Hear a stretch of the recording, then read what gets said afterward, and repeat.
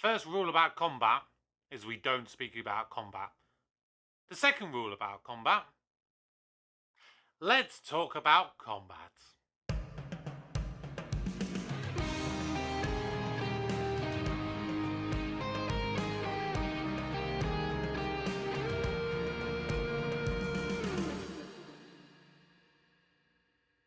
Hello everybody, welcome back to the channel. My name's Kevin, I'm a geek, you are watching Kevin the Geek, and it is time for another Torchwood Tuesday episode. This is Combat, it's the 11th episode of the first season of Torchwood. We are nearly at the end. Just a little point for next week's episode, of course it is the Torchwood finale, and technically they are a two-part story, but judging by how I'm going to be doing my Doctor Who reviews, I need to do both of them in one video. So you will see the review for both of those episodes next week. But otherwise, if you are new, please do subscribe to the channel, like the video and turn on notifications. You guys have literally just this weekend got me to just over 250 subscribers. So thank you so very much. I really do appreciate all of the love and support.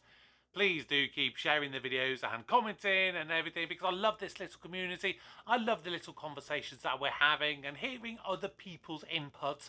It really does help me, because at the end of the day, you guys sometimes will think of things that I've never even considered before. So make sure you do put your comments down below. So, Combat. The episode that some people do actually miss, that it was written by our very own Mickey Smith, Noel Clarke himself. And like I always say, I don't want to get into any, sensitive subjects on this matter, and I'm not going to get involved with the legal and controversial issues that have surrounded Noel Clarke in recent years. But here he has turned himself and turned his hand to writing. And it was reasonable, I would say, as an episode. And the problem with something like Torchwood and Doctor Who, when you have all these different writers coming in, it really makes you wonder the question, how much do the writers get to say in the overall theme of the episode? How much are they able to just say, this is what I want to do, this is it? Or are they somewhat restricted by the overarching narrative of the story? So, of course, in first season Doctor Who, it was Russell T Davies. Of course, he would be thinking, right, so we're building up to this, and I want such and such character to go in this direction, someone else go in this, and you have to, as a writer, pull it all together. And I would be interesting to know how that is, because there's some stuff in this episode that I'm unsure how I feel.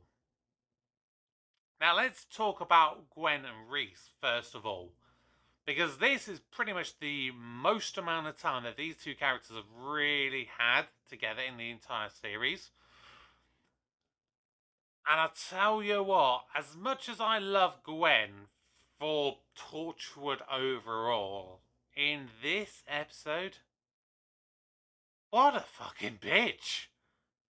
And it feels that could be quite harsh to say, but when you think about it, yes, I get that she's a very conflicted character, because she loves Rhys.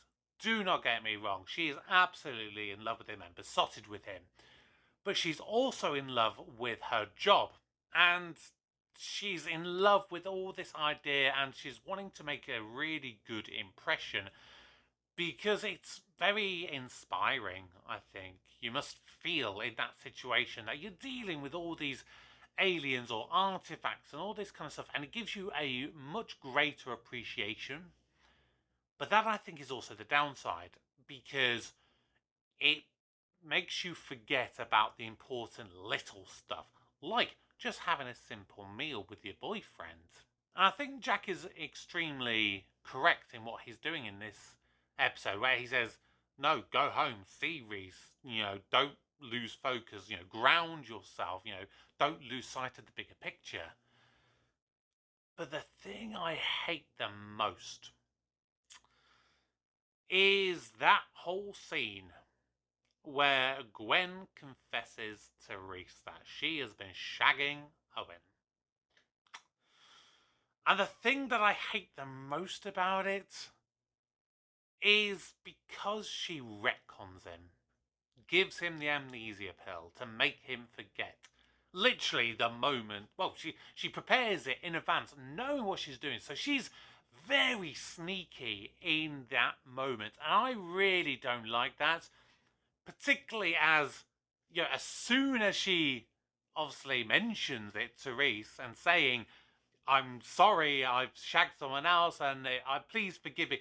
She's going straight in, I just need you to forgive me, forgive me, forgive me, forgive me. It's all about her exercising her demons, for lack of a better term. She wants to get that off her chest. I don't think that she's really sorry for having done what she's done. If it was a genuine thing, let's say in the second season when you have the episode Meet, where Rhys actually finds out what Gwen does, if there was that scene in there and she's pleading with him and she doesn't drug him and, he genuinely forgives her, that is the kind of thing that I would like to see more, and it would progress their relationship. But here, no, I don't like the way that she handled that. It really wasn't good. I really don't like that. And like I said, I get where they're going with it. And I think on one hand, Gwen doing that is her way of now understanding how much she's actually got to lose. But yeah, she handled it in the wrong way, in my opinion. And I felt really bad for Rhys. And I think he was well within his right when Jack turns up and is trying to take her. God, what's happened to you? Rhys, is it? Nice to meet you. Sorry, dude, kind of an emergency. I'll have her back for dessert. Come on. Hey, hold on, son. That's my girlfriend. Rhys, this is Jack. Sit down, Gwen. He's my boss. Sit the fuck down! Don't ever speak to me like that. Come on, Gwen. Let's go. Hey, she's with me tonight. One night off, you promised. Don't you dare. If you go now, Gwen! I think Rhys was well within his rights to say, sit fucking down, please, let's just have one night where we can actually talk and stuff, Weirdly, I've spent a lot of time talking about that, and that's not even really the focus of this episode. The focus of this episode, of course, is Owen, the Weevils, and this Mark Lynch guy. And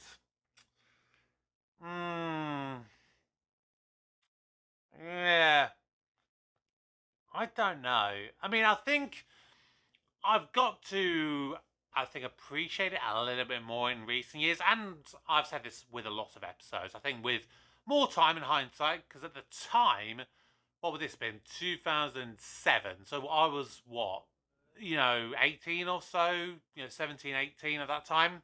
So for me, a situation where, it's all about men and them being unhappy with life and the dissatisfaction you get despite seemingly having success. That's the thing I can maybe appreciate a little bit more being older and having worked for a number of years rather than being a young teenager just at college going out and partying and drinking, weekends. So, it all grows with hindsight ultimately.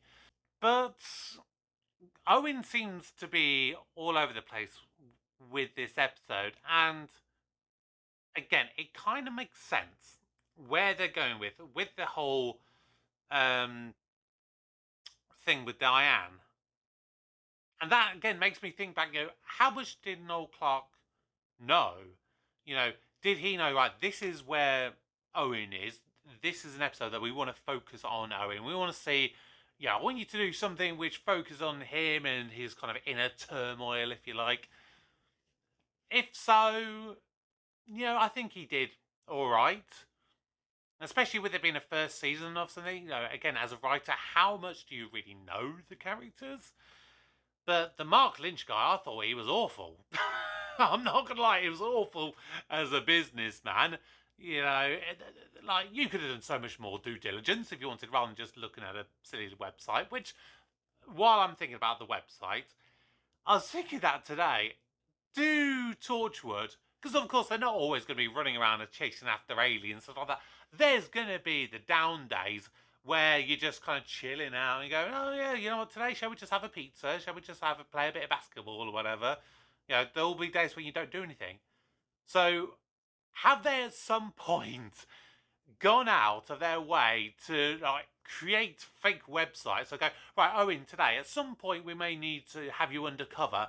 So today we're going to arrange for you to do a little bit of filming to do a video about jelly deals, in case we ever want to use that as a cover story for you. I mean, come on. You know what I mean? It's a bit weird how Tosh was able to get that website so quickly set up. So, yeah, I mean, that's one of those things that my mind thinks of really weird things when I'm reviewing and watching episodes. But the whole idea of a sort of a fight club with the Weevils, it's a weird one. A really, really weird one. I don't quite know how I feel. Because again, Owen was very much a case of, always like, no, you got to stop it with the Weevils, and then literally within seconds, pretty much turning it on his head and going, yeah, okay, if you put the gun down, I'm going to get into the cage and I'm going to have a fight with the Weevil. And then he gets in there and he lets the Weevil maul him. So yeah, I think as an overall episode, a little bit over the place in places, but I mean, compared to some of the episodes in the first season, I'd still say a bit stronger. Now, I've seen a lot of things over the years that say that this is pretty much a direct rip-off of Fight Club, or it's inspired by Fight Club. I can't really comment on that because I've never seen Fight Club, ultimately. Maybe one day I'll do a reaction to that and I'll do it on the channel. Who knows, maybe at some point in the future. But, combat. What are your thoughts on the episode? Please drop your comments down below. Remember to subscribe to the channel and turn on notifications. As for tomorrow's Doctor Who Wednesday episode, don't look away, don't turn your back, and don't blink. But until then, my name's Kevin. I'm a geek. You've been watching Kevin the Geek. Goodbye.